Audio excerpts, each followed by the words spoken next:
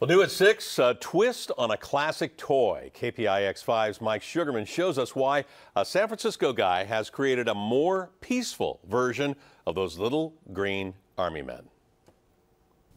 Little green G.I. Joe army men have found enlightenment. Basically, it's like the classic green army man, but they're doing yoga instead of fighting.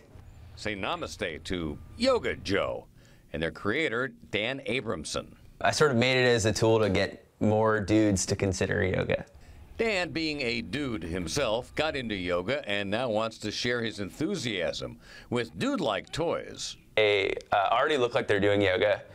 They're incredibly manly, and they are sitting on these platforms that we could definitely replace with yoga mats. The military has actually embraced yoga in the treatment of PTSD, among other things. Abramson has begun a Kickstarter campaign out of his office, actually the bedroom of his Presidio apartment, and his war chest is growing. It's definitely a long way to go, but I'm getting a huge flood of support. We ended up on the floor because, let's face it, that's the way kids would play with these things. You don't think kids are going to go downward facing dog? Ew! I only thought that because my wife and I have 2 boys.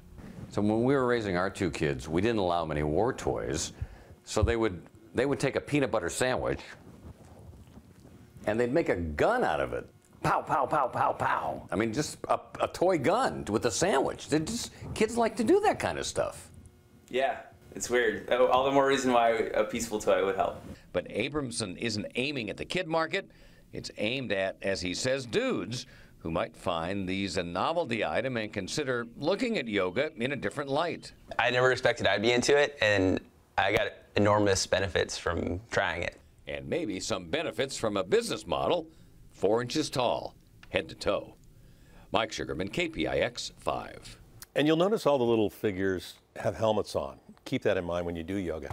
The Yoga Joe's Kickstarter campaign runs until next Friday. The goal is $40,000.